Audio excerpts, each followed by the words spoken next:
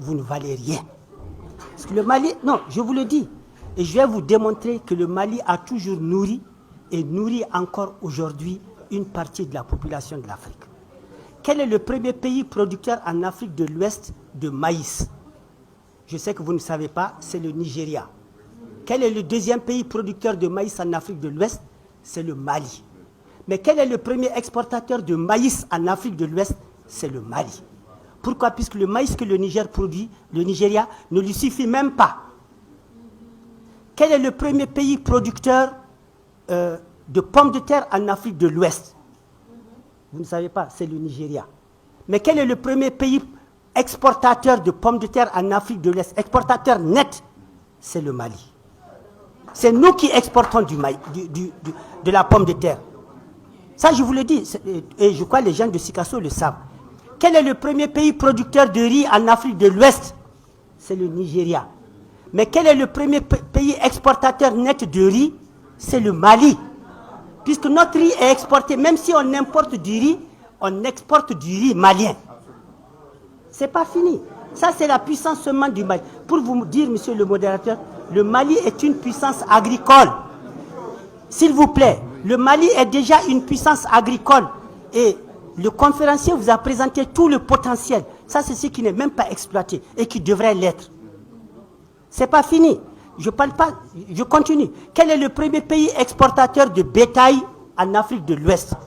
C'est le Mali. Vous voyez, c'est 4. Quel est le premier pays producteur de niébé en Afrique de l'Ouest, pour faire plaisir au ministre?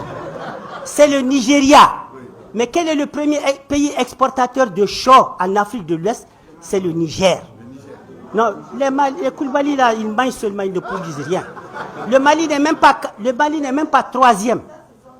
Et c'est pour ça que je dis, les Koulibaly devraient se réveiller. Je vous donne ces chiffres, puisque moi j'ai été secrétaire exécutif du SILS, et je ne regarde pas la sécurité alimentaire à l'échelle d'un pays. Je regarde la sécurité alimentaire à l'échelle de la région. Puisque regardez ce que nous produisons, qu'on le veuille ou pas, ça va dans les pays voisins. Ce que les autres produisent, qu'on le veuille ou pas, ça vient chez nous. Donc si vous voulez raisonner vraiment pour votre sécurité alimentaire, si vous ne prenez pas la dimension qui vous entoure, la dimension régionale, vous n'allez jamais être en sécurité alimentaire. Ça c'est clair. Et en Afrique de l'Ouest, le pays qui peut sauver tous les pays d'Afrique de l'Ouest, c'est le Mali. Et le conférencier vous a donné les potentialités. Et ça encore, il a sous-estimé. Puisque les terres de l'Office du Niger, initialement, ce n'est pas en zone, ça continue jusque dans le Tilemsi. Moi, quand j'ai fait ma thèse en 81 en France, j'ai rencontré Belém, il n'était pas mort encore. Il est venu rendre visite à mon professeur, qui est le créateur de toutes les variétés de riz en France. C'est le professeur Marie.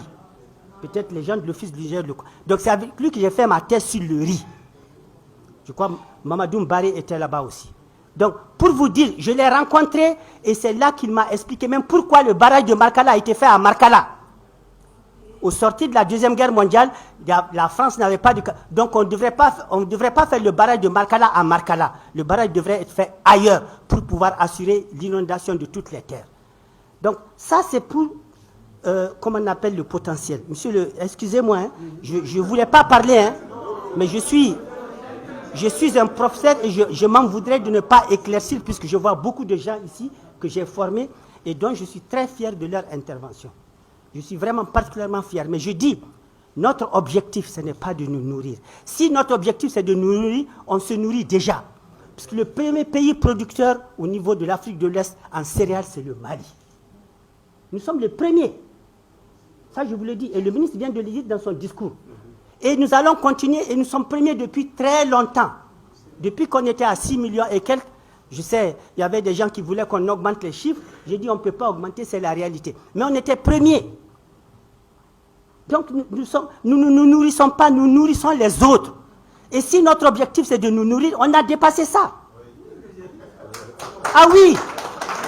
Notre objectif, c'est de nourrir les autres. Maintenant, il y a une nuance dans si je vous dis on se nourrit. Écoutez, le paysan de Sikasso qui produit son petit mil, son sorgho, ce n'est pas puisqu'il en produit qu'il va donner gratuitement à celui qui est à Kidal qui n'a même pas fait de champ.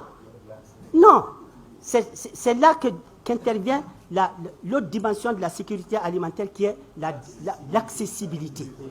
C'est tout. Mais il faudrait que les produits circulent bien. Sinon, on a de quoi nous nourrir. Maintenant, peut-être on n'a pas de quoi nous nourrir bien. Ça, c'est autre chose. On a de quoi nous nourrir. Et on a de quoi nourrir une partie de l'Afrique de l'Ouest. Et nous l'avons déjà fait, monsieur le modérateur. Le Mali a sauvé la Côte d'Ivoire de la famine en 1900.